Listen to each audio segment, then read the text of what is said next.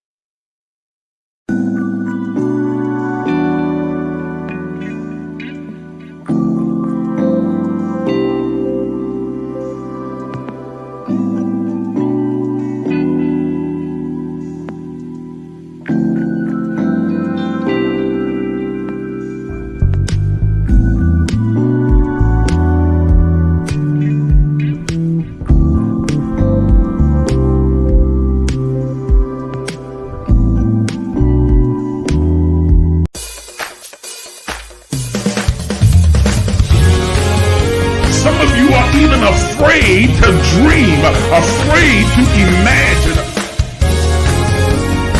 But I'm here to tell you that you are an infinite, limitless, boundless being.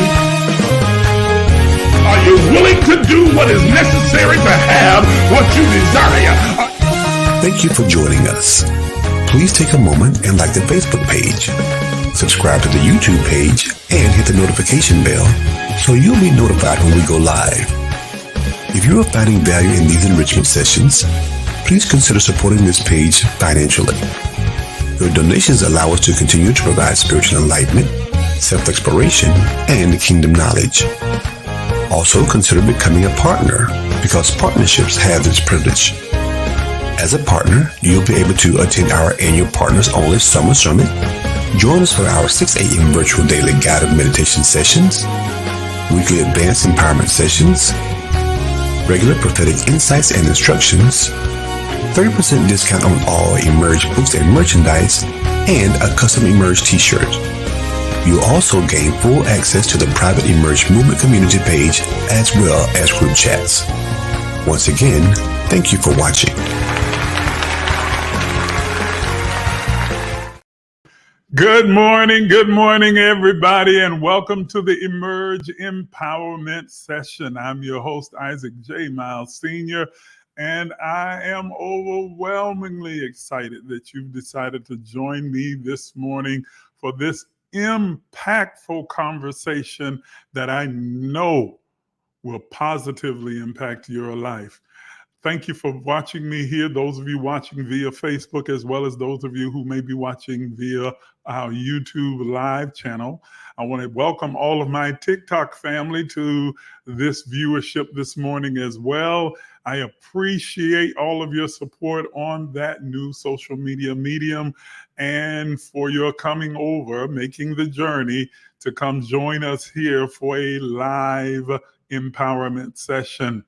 I want to remind you that we'll be having a live empowerment session every Thursday evening on TikTok Live at 7 p.m. So make sure, family, that those of you who are our followers there, you join us in that space for an empowering conversation that's sure to bring enlightenment and accelerate the growth of your life. Listen, those of you who are watching us via Facebook, I'm going to ask you to do a couple of things for me right now. If you would please make sure that you like this live. Like. Give as many likes as you like to give. Like or love or, express laughter. Use all of the emojis that they have there that you can express, but make sure you like it. Number 2, share it, please. Share it on your personal page. Share it in all of the groups that you're a part of here on Facebook as well. Share it with your friends and family. You can send it out in Messenger and invite them to come and be a part of this conversation. And then finally, tag. In the comments, you can tag as many people as you choose to, or if you want to just get the attention of everybody on your friends list, then use the ampersand and then put behind it, highlight our followers, and it'll notify everybody on your friends list that this is the place to be. Do that for me right now, if you will. Those of you who are watching us via YouTube Live, I need you to do likewise. I need you to like this particular live and also subscribe to the YouTube channel so that you'll always be alerted when we are getting ready to come on the air or when we post various clips that are designed to encourage and empower you throughout the day. And then finally, share it. Hit the share button and you can share it to Facebook, to Twitter, to Instagram, or you can copy the link and send it out in your group chats and to all your family members and invite them to come and be a part of this live conversation as we are having it right now. I appreciate all of your support.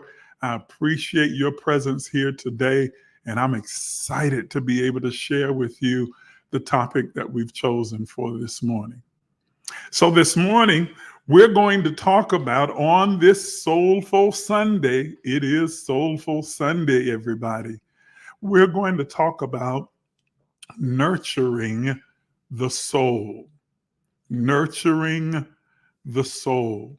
I mentioned in this morning's clip, as I put it out this morning, that this is Soulful Sunday, the Sunday that we give our attention toward nurturing, feeding, and nurturing our soul.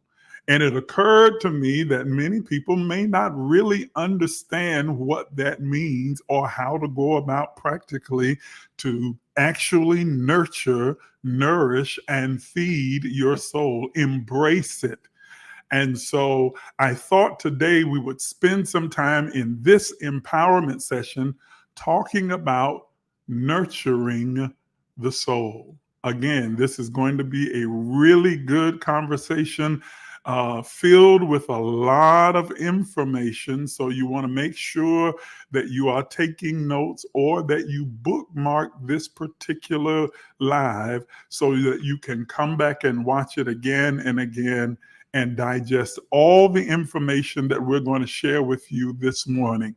I'm going over to the comments right now to make sure that they're turned on so that you can feel free to express your thoughts and give your input as well as to ask questions. Don't be afraid to ask questions.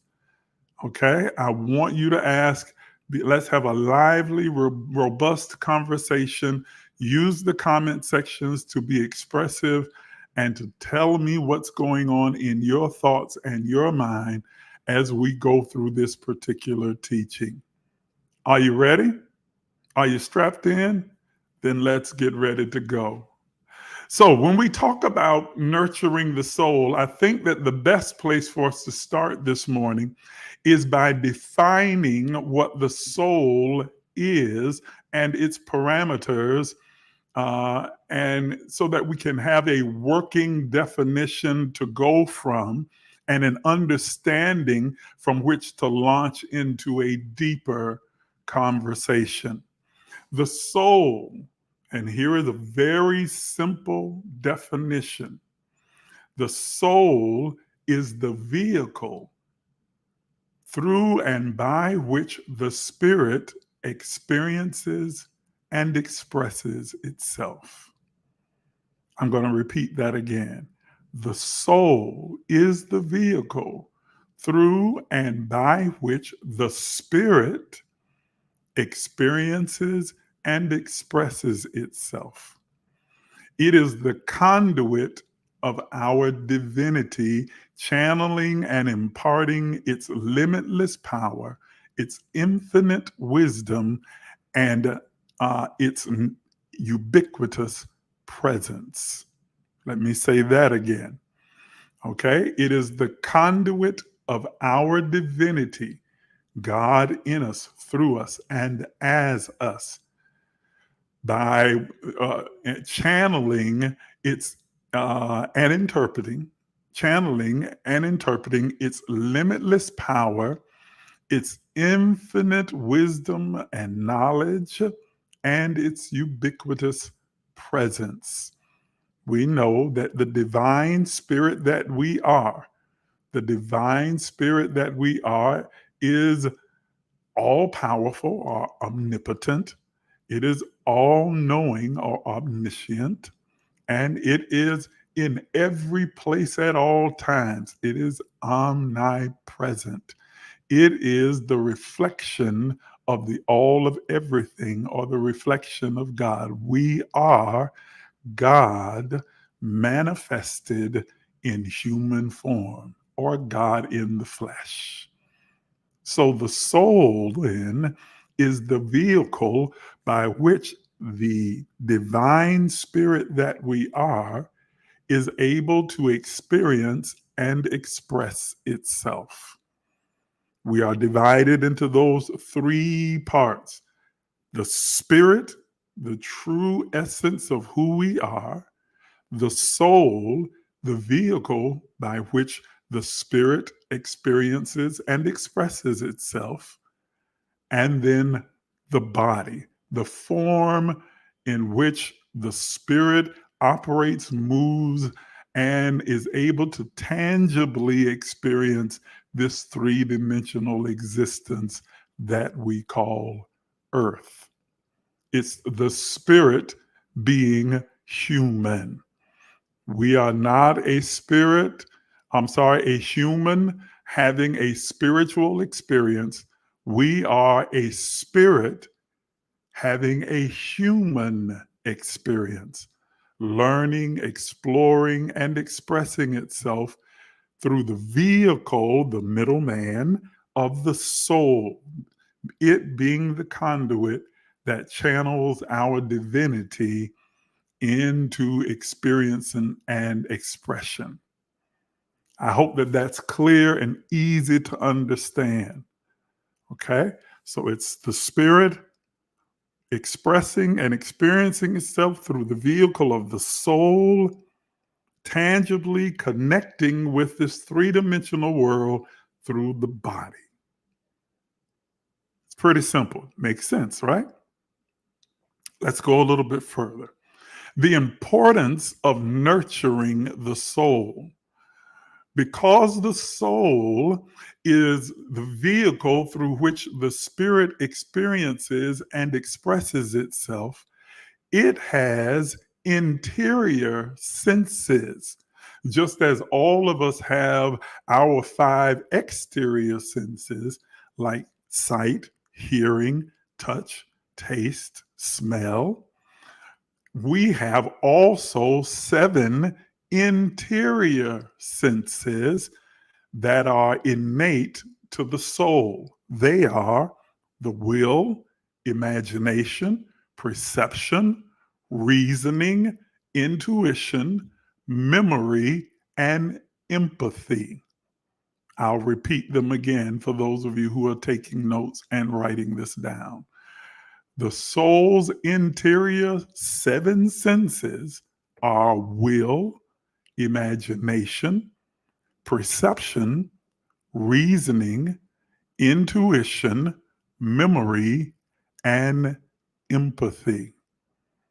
Can I pause for a second for a commercial break? I write extensively about these interior senses and how to engage them in this book called Inner Sense. I encourage you to get a copy of this book today. It's available on Amazon for either the paperback or the downloadable digital edition. You should go to Amazon right now and order your copy today. I talk extensively and in detail about these 7 interior senses and how to activate them, access them, and use them every day in your practical life. So I invite you to go to Amazon and get your copy today. All right, back to our conversation. Finally, nurturing the soul means getting in touch with your feelings. Contrary to popular belief, feelings are not some, disposable thing that just changes and shifts with the wind. Those are usually what's been confused with feelings. Emotions. Emotions change with the winds. Emotions sometimes reflect what we're feeling. But our feelings are the language of the soul. Let me say that again. That's profound and powerful. Feeling are the language of the soul. They are how the spirit communicates from our subconscious mind into our conscious awareness. Let me repeat that.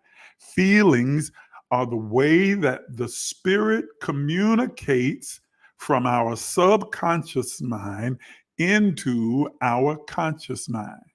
Now, I know already some of you are scratching your head, but why not just use words? Words are the lowest form of communication because when you think about it, words are just a way to try and articulate what you are feeling and thinking.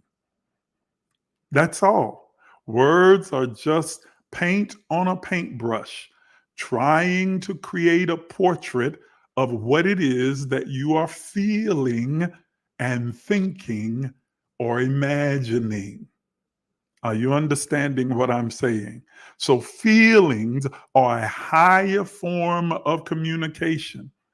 Like, have you ever walked into a situation or met a person and you couldn't come up with words to describe it, but you had a certain sense about that thing or that person that either drew you into it or repelled you from it, that made you feel a little bit shy or drawn back or gave you what we call a check, or that you felt inviting and warm, engaging about it or them, and you were drawn to them. And you don't have the words to articulate the why or to give clarity, but it's that intuitive feeling or vibration that draws you or repels you from it. That is the language of the soul.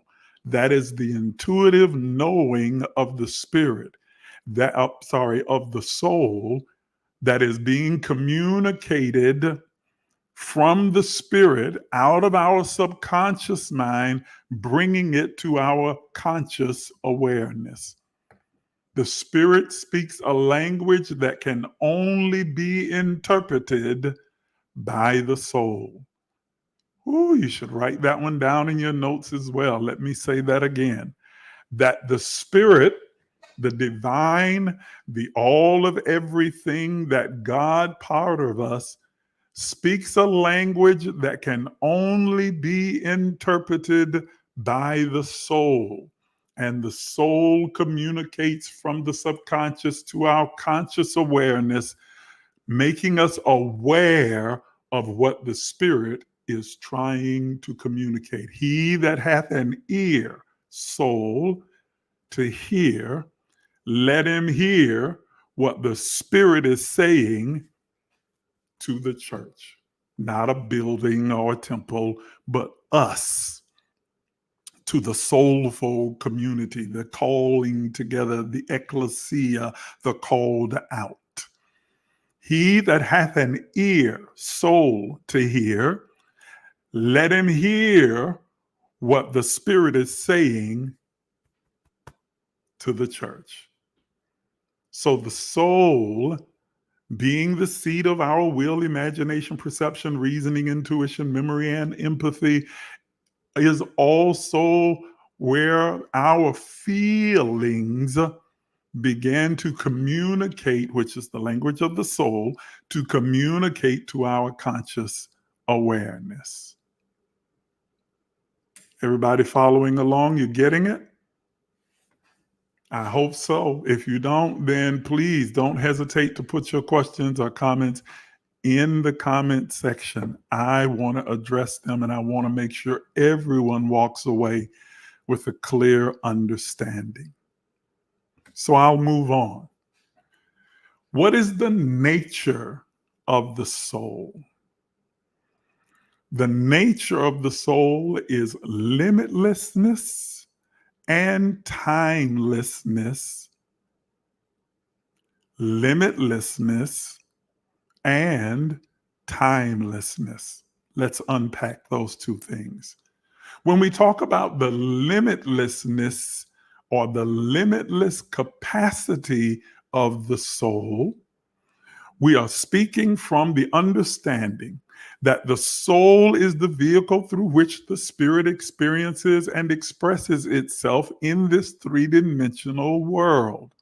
The soul is the conscious awareness of the spirit becoming consciously aware of itself as being. Are you understanding what I just said? The soul is the conscious awareness, or the spirit becoming consciously aware of itself as being. It is when the soul is awakened that the spirit now becomes consciously aware of itself as being or existing in this three-dimensional form. From the Genesis narrative, it says God formed mankind from the dust of the earth. That's the body. And then God breathed into the nostrils of the form the breath of life, and mankind became a living soul. Not a living spirit, because the spirit was always living, but it became a living, and the word living there means conscious or aware soul. The word in the Hebrew is nephesh. In the Greek, it's psuche, from which we get the word psyche. Nephesh meaning an aware consciousness. So mankind becomes a living or conscious soul.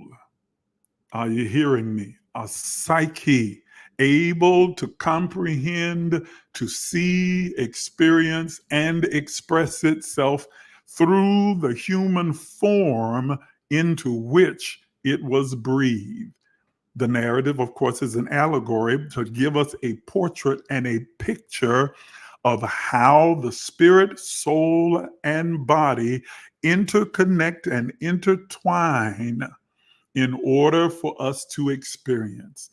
Now, because then the soul is the living, breathing, conscious awareness that enables the divine in us to experience and express itself. And because the divine is God, and God is the all of everything, that is omnipotent, omniscient, and omnipresent, then by virtue of that, the soul has to have limitless capacity. How else can you contain and even begin to express the omnipotent, omniscient, and omnipresence of the divine, of the all of everything, of the Spirit of God in us, unless the container or the conduit or vehicle that is used to express it has limitless capacity, has the capacity to be able to encompass and embrace and express the infinity of the power, presence, and knowledge of God. So the soul has limitless capacity.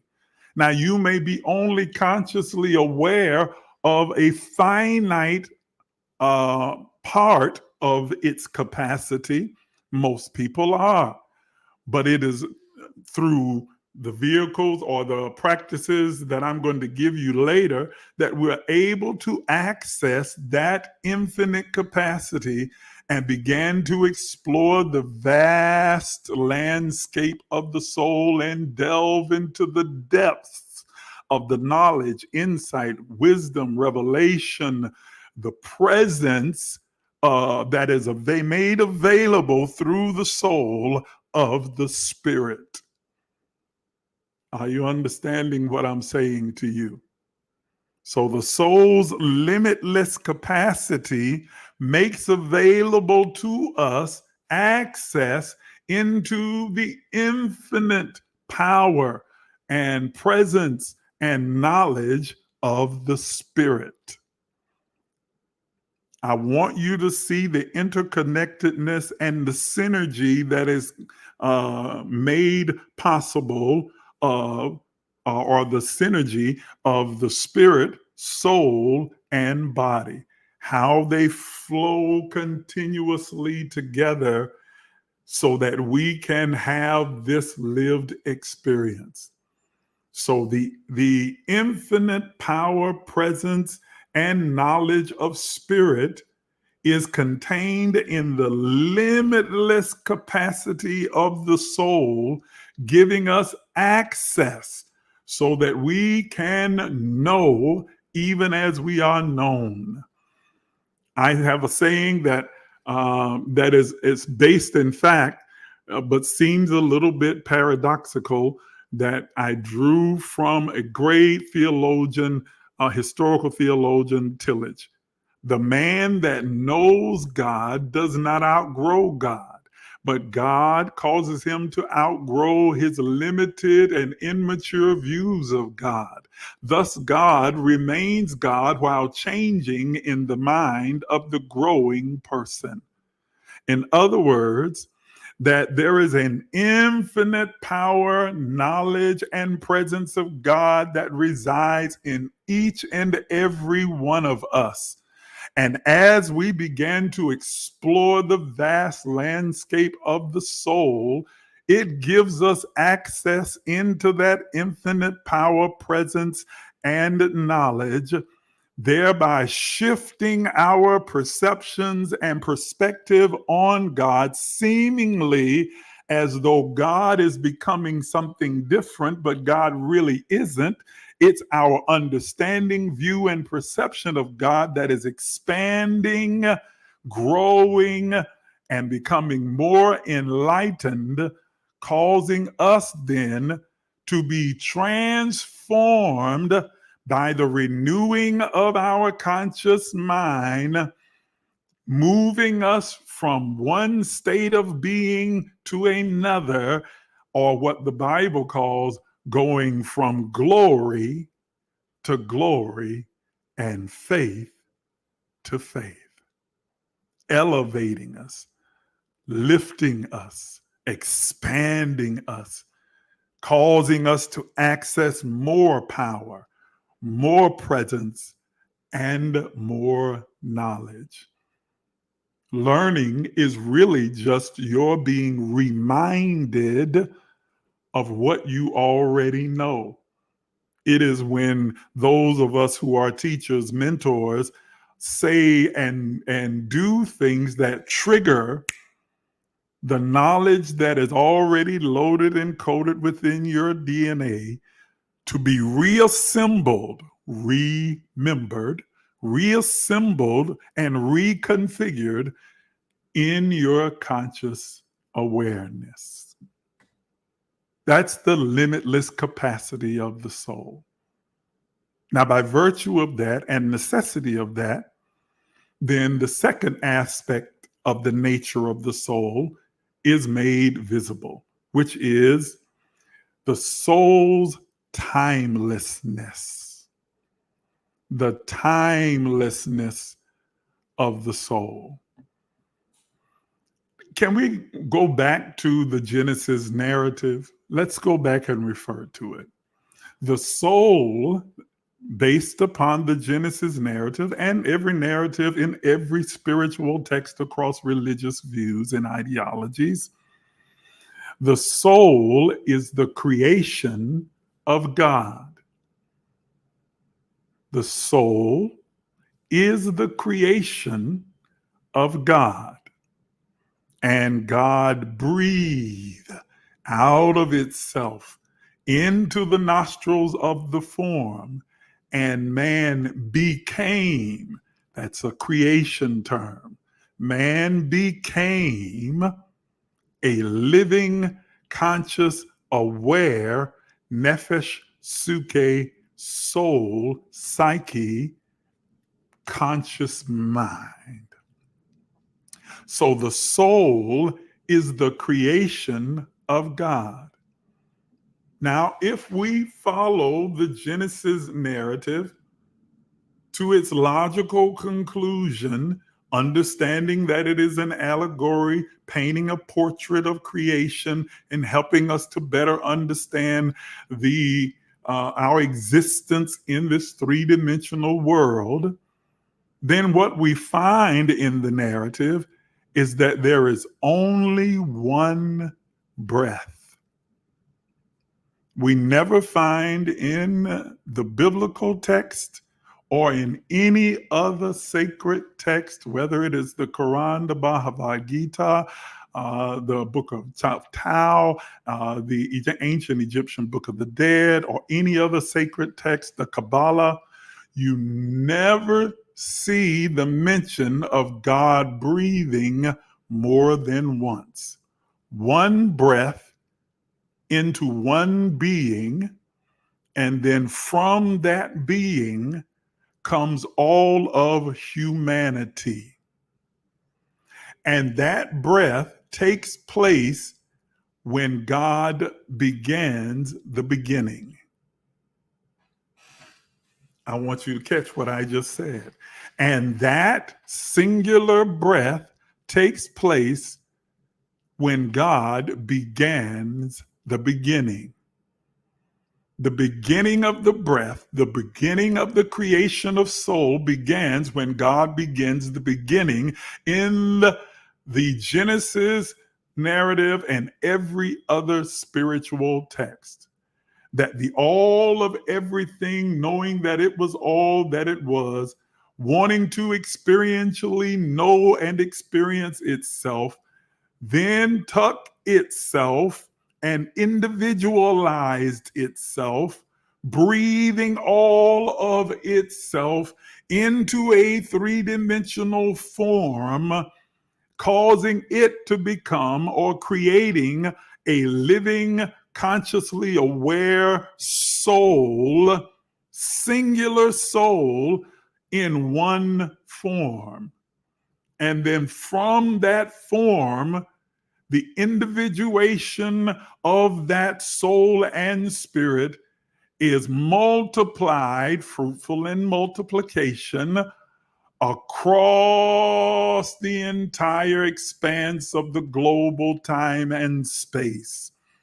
All of humanity from one singular breath, meaning that we are one soul, individualized in various forms, all giving expression and experience to the divine spirit that exists in all of humanity. So then, if that is the case, and it is, then the soul is not only has limitless capacity, but it is also timeless. It began when God began the beginning and continues to exist across time and space and eternity up until now. It was, it is, and it is what is to come. It is eternal. It has and does and will exist forever. There are countless narratives in the Bible, as well as in the Quran and the Bhagavad Gita and all spiritual texts that speak in unison and in agreement with this understanding and truth. We've termed it reincarnation. That is when the soul reanimates itself in human form. Now, I know for some of my Christian watchers right now, you're already shaking in your boots and going, wait a minute, no, the Bible don't talk nothing about no reincarnation. Yes, it absolutely does. I'll give you one example. It's found, I think it's in Matthew chapter 16. I think so. Matthew chapter 16, where Jesus approaches his disciples and he asks the question, who do men say that I am? And the disciples' first response is telling and revealing.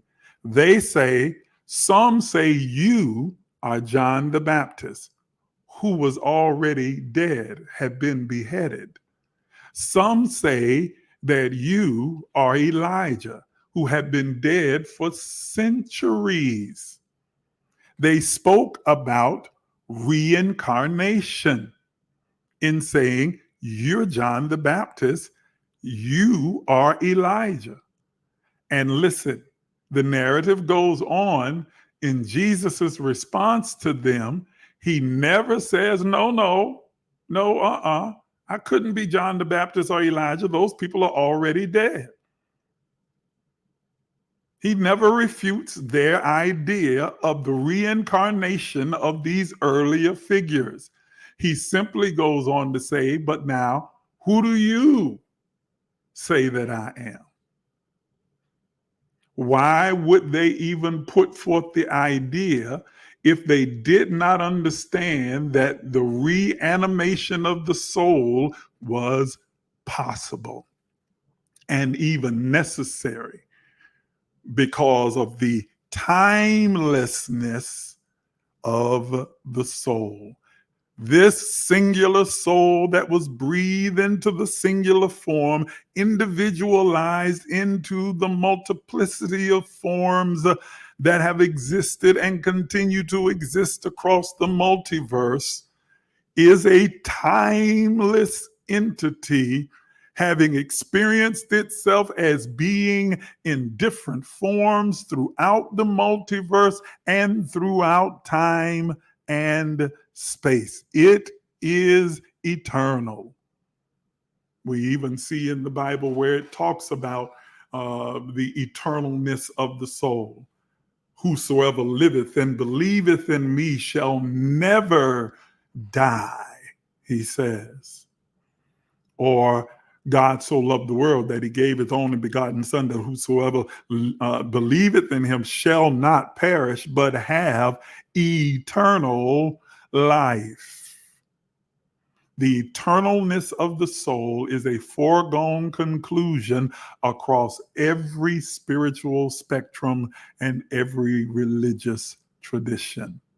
So it has by necessity infinite capacity to house the infinite knowledge, presence, and power of the Spirit, and it is a timeless entity by necessity in order to facilitate the experience of the Spirit throughout time and space. Are y'all following? Am I moving too fast? And if I am, y'all say something. I'm watching the comments because I want to make sure that everyone understands everything that I'm saying.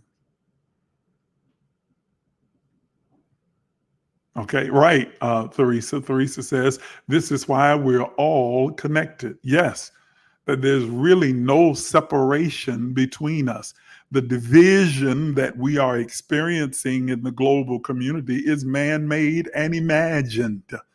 The truth is, we are all intertwined and interconnected, and what affects one affects us all. We are all one global human community, connected and interconnected with each other. That's a very good observation. Very good observation. Okay? So let's keep moving. Ooh, I'm running out of time. I got about 16 minutes left, so let me move quickly.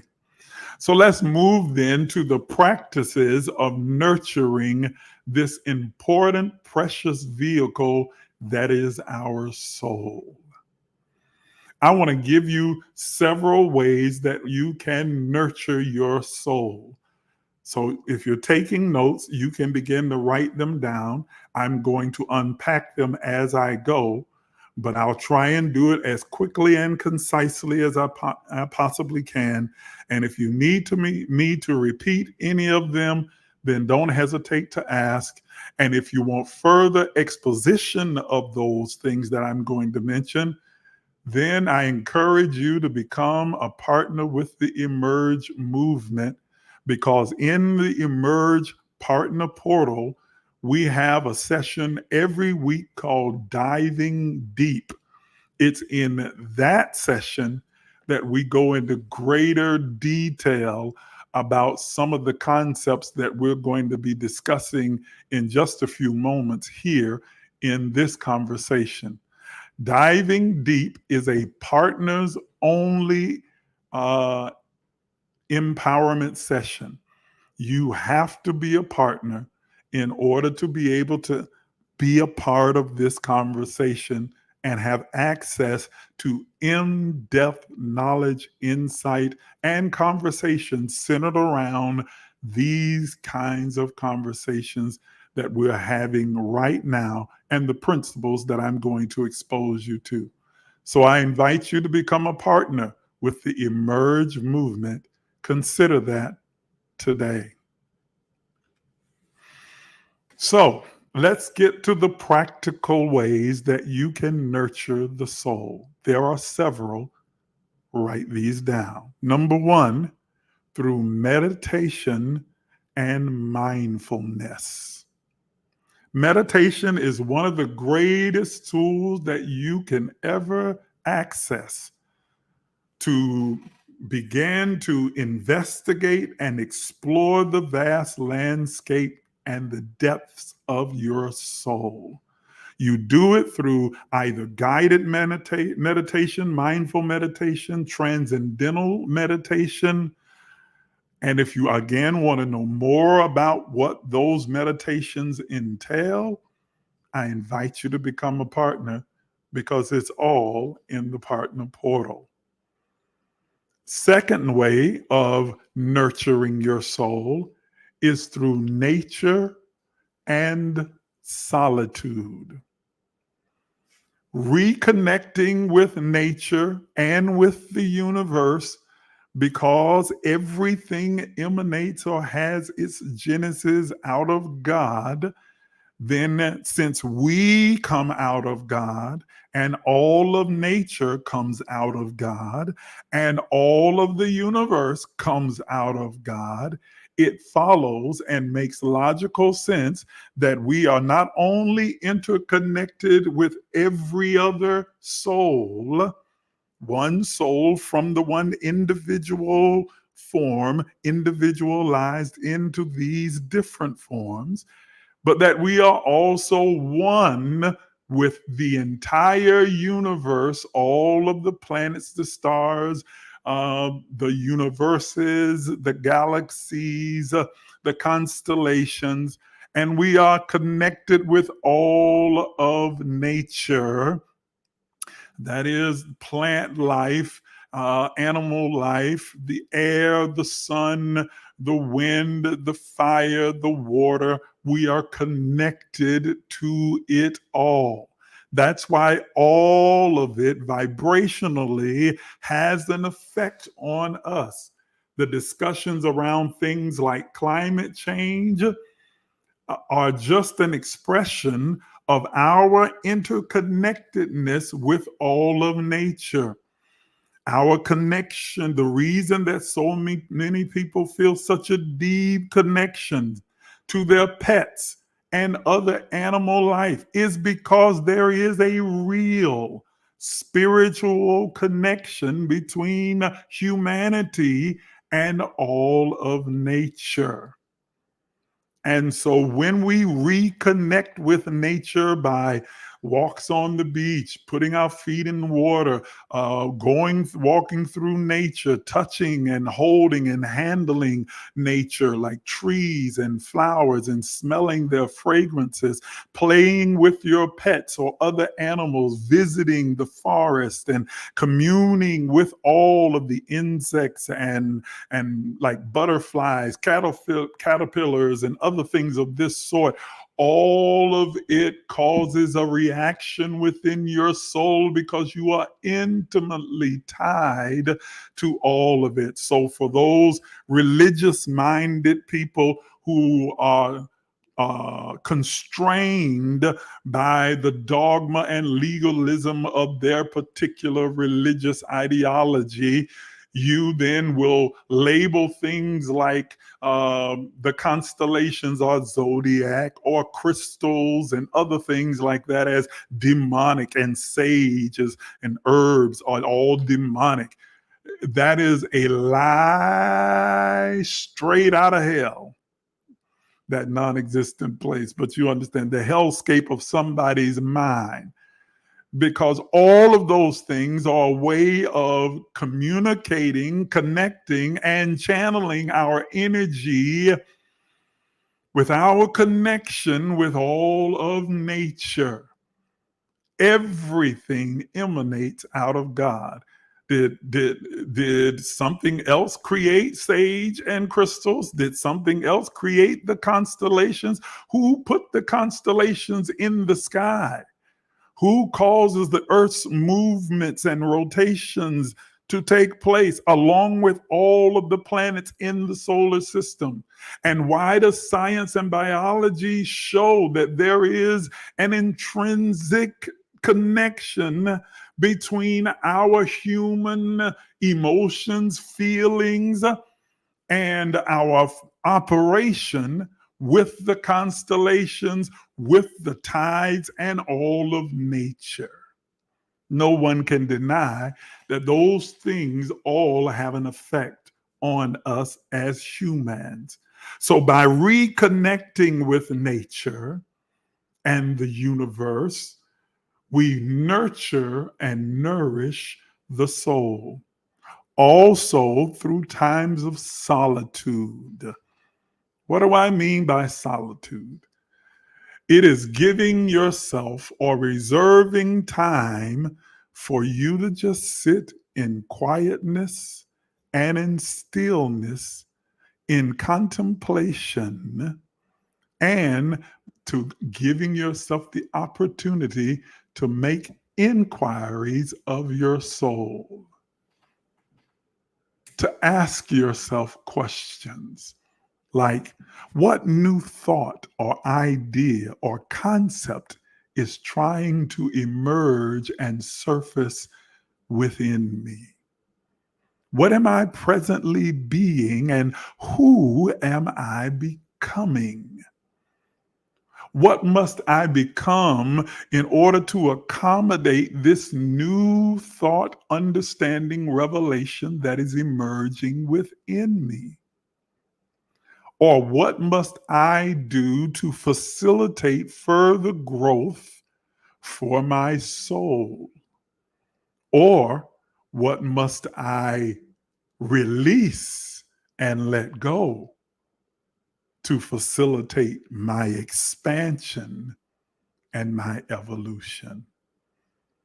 Those are some of the questions that you want to ask your soul in a time of stillness and quietness, and listen carefully for the still small voice of the Spirit speaking through the soul from within. Not this booming James Earl Jones voice coming from the outside. Hey, this is God.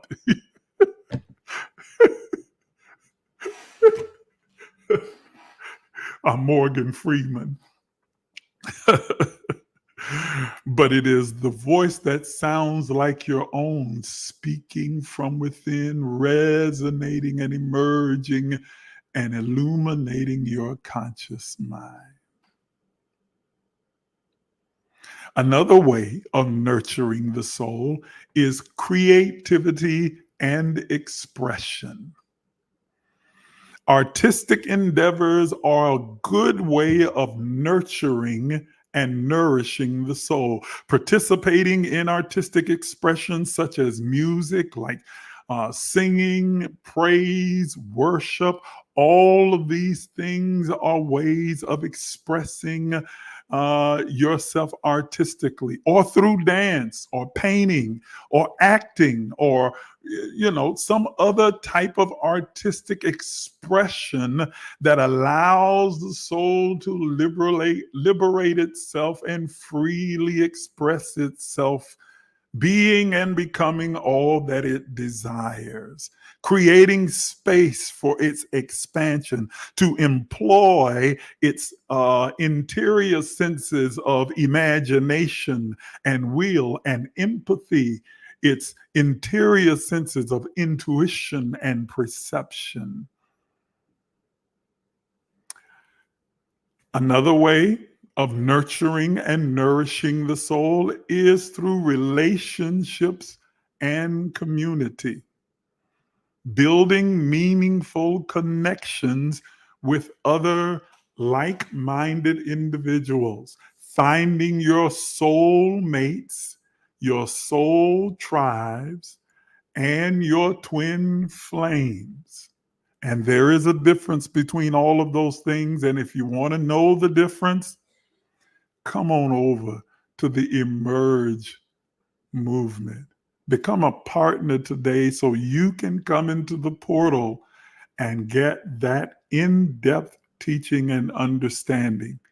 Because there is a vast difference between a soulmate, a soul tribe, and a twin flame. Knowing who your soul family is, creating those soul connections, building a community. And that's what Emerge is. It's a community of souls that have connected behind the specific purpose of growing and evolving and becoming. So through building those communities, understanding the interconnectedness of all souls. Another way is through acts of service by doing things like volunteering or just simply from their various occasions from time to time helping others. It is the act of giving and generosity that is a reflection of the very essence of God or the divine spirit that we are. God is, and therefore by extension, we are love. And the greatest expression of love is generosity, or what the Bible calls charity. It says that if you even speak with the tongues of men and angels, and you don't have an expression of charity or love, then you're like a sounding brass and a tinkling cymbal, empty, hollow, meaning nothing.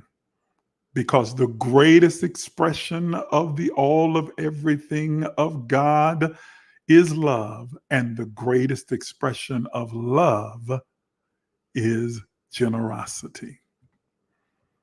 Another way of nurturing well, before I leave that, I just thought of another scripture that says, it is better to give than to receive. Why? Because when you are giving, you are expressing the essence of love, which is the essence of spirit. And when you do so, you are nurturing your soul, expanding its reach and making it more pliable to absorb the eternal, infinite presence, power, and knowledge of the divine spirit. So it is better to give, more blessed, it says, to give than to receive, because it nurtures your soul. Another way of nurturing and feeding your soul is through continuous learning and growth. Spiritual and secular education is key to nurturing your soul. Studying sacred texts and philosophies, as well as academic studies in general, as well as general readings of materials like novels and biographies and historical narratives. All of this allows the soul to expand and express itself in a more robust way.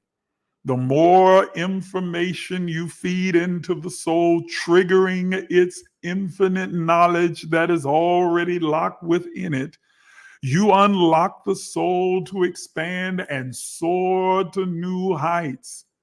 So feed it with information. Are you understanding what I'm saying? Okay? If you don't feed your soul with knowledge, it will rot with mediocrity. I'll say that again. If you don't feed your soul with knowledge, it will rot with mediocrity. Another way of nurturing the soul is through personal reflection and self-improvement. Taking the time to personally go inward and reflect on who you are, your varying experiences that you've had throughout your life, throughout the year, throughout the month, throughout the week, and throughout the day. Journaling is an absolutely wonderful tool of reflection. There's a mystical, magical power in journaling. When you begin to write, you memorialize those experiences.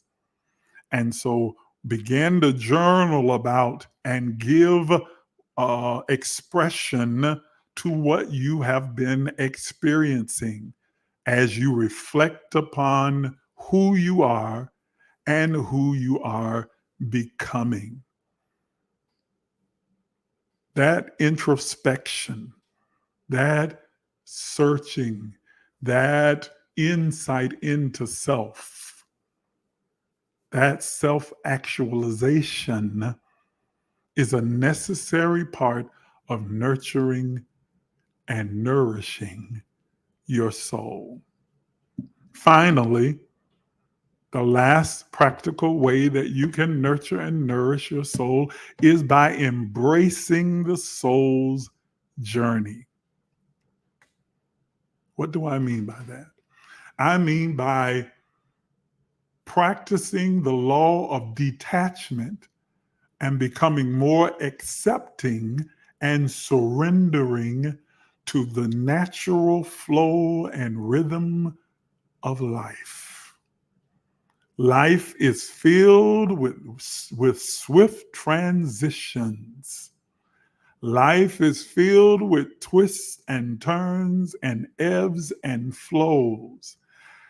And when you are resistant to those things, it creates frustration, aggravation, anger, confusion, and bewilderment. But when you have a healthy detachment, a removal of your personal preferences, and just surrender to the eternal, preordained, co-created plan that you and God created prior to your entrance into this three-dimensional existence, you relax and find the place of rest and allow the soul the freedom and liberty to experience all that is taking place and to glean from it those triggers that ignite the knowledge of itself across the multiverse, throughout space and time, in every dimension. Now, you might be saying, how in the world do I do that? And what is the law of detachment? And what do you mean a determined, preordained, co-created plan for my life? Well, we discussed those kind of things in depth in the partner portal. So again, I invite you to become a partner with the Emerge movement, because partnership has its privilege. And one of those privileges is when you are able to participate in Diving Deep every Wednesday at 8 p.m. only in the partner portal. Okay. So as we conclude our empowerment session for this morning, I know you've been enlightened and empowered by what you've heard, but I want to conclude by just doing some affirmations and meditation. So I'm going to ask you, as we get ready to conclude, to move to a very comfortable space If you're driving, pull over for just a few minutes. I promise it won't be more than 3 to 4 minutes. And get comfortable, because you're going to need to close your eyes. And we're going to do a brief meditation and some affirmations that encompass nurturing the soul and will facilitate your ability to begin this process of nurturing. Okay? So go ahead, get comfortable, seated, standing, laying down, however is good for you, and close your eyes.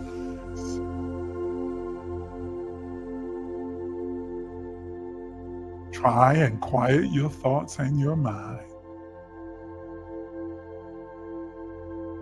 And prepare to repeat these affirmations after me. Let's begin by taking a deep breath in and holding it at its apex until I say release. Are you ready? Deep breath in.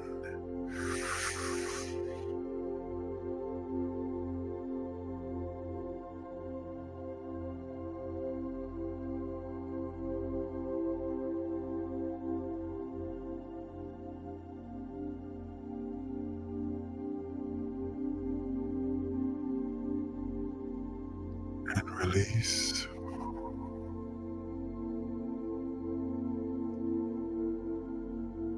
That sensation you feel is your soul awakening, igniting, ready to receive, ready to explore. Deep breath in.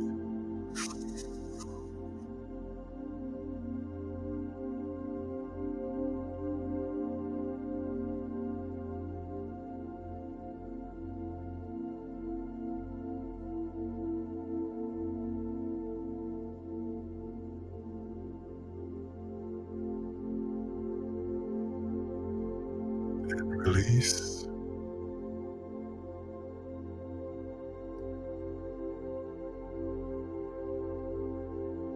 Now say, I give my soul permission to explore the vast dimensions of the multiverse.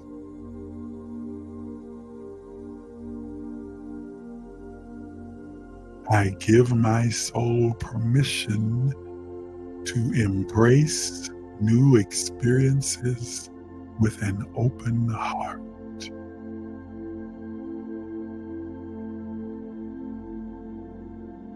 My soul is free to expand and grow across the boundaries of time and space.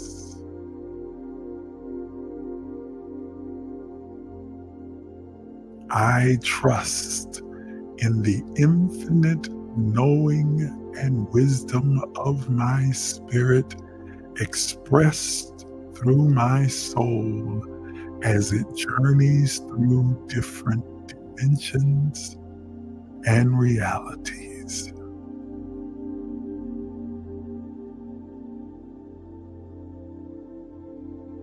My soul is empowered to experience the fullness of existence across all planes of reality.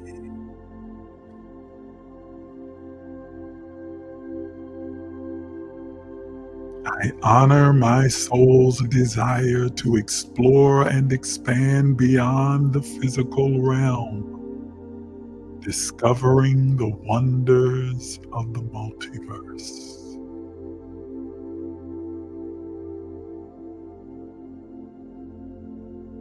I am open to the limitless possibilities that arise from my soul's exploration and the diverse dimensions and times made available to me.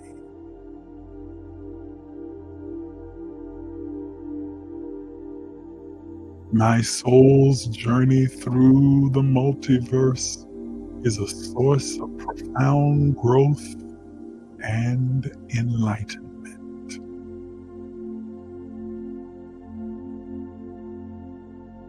I embrace the adventures of my soul's embarks upon, knowing that each experience enhances my understanding and experience.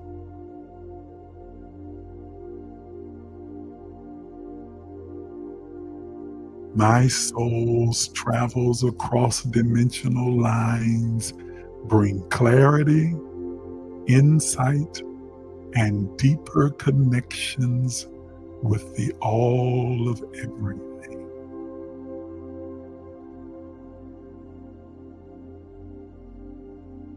I celebrate my soul's freedom to explore, expand, and experience all that the multiverse has to offer.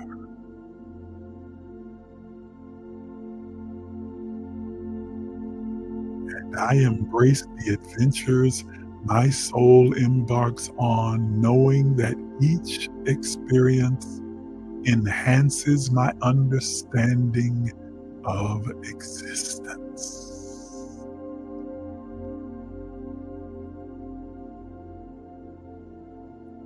Deep, extended breath.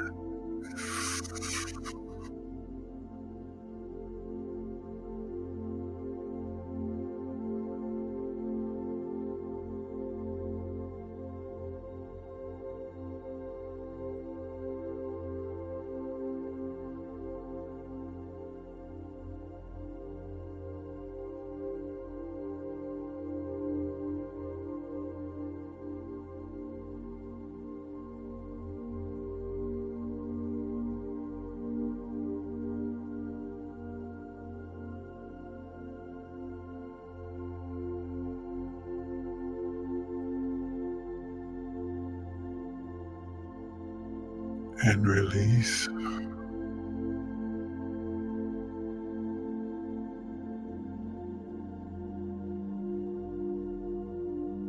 And I prophesy that you will enter portals, gates, doors, and chambers that allow you to experience vivid expressions of the spirit across time, space, dimensions, throughout the multiverse, throughout eternity. That all that has been, is, and shall be will flood through your conscious awareness, igniting every part of your being and empowering you to experience radical transformation. And it is so. And so it is. Amen.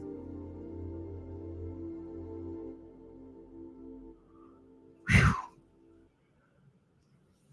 Open your eyes. Embrace that feeling. Wrap your arms around yourself. Feel the essence of spirit radiating and permeating your very being.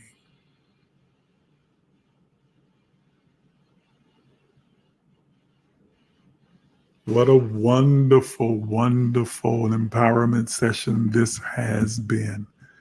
And I want to thank you again for joining me today and participating in this session. Again, if you were empowered and blessed by what you received today, I invite you to consider becoming a partner with the Emerge movement, where you can experience this at a greater and much deeper level and be a part of a soul community that fosters growth and evolution. Now I'm going to ask those of you who are still here and remain and have been blessed, as I know you have, by what you've heard, to consider contributing to this platform in a monetary way. You can use any of the apps that you see on your screen right now, and you can contribute in whatever denomination that you choose. We're not giving you a certain amount, but I encourage you and implore you to give a gift that reflects the value that you have gained from being a part of this empowerment session. You can use our CashApp, Zelle, PayPal, or Venmo. With CashApp, it's emergelec, $emergelec. Our Zelle is emerge.lifecenter@gmail.com. Our PayPal is paypal.me/emergelec. And finally, our Venmo is @emergelec. We greatly appreciate your gifts and your generosity. Thank you so much again for tuning in. I appreciate you right now. And I want to encourage you to have the very best day that you can have. Nourish your soul, and enjoy this soulful Sunday.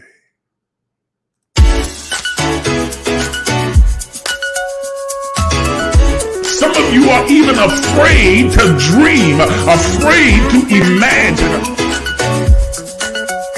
But I'm here to tell you that you are an infinite, limitless, boundless being. Are you willing to do what is necessary to have what you desire?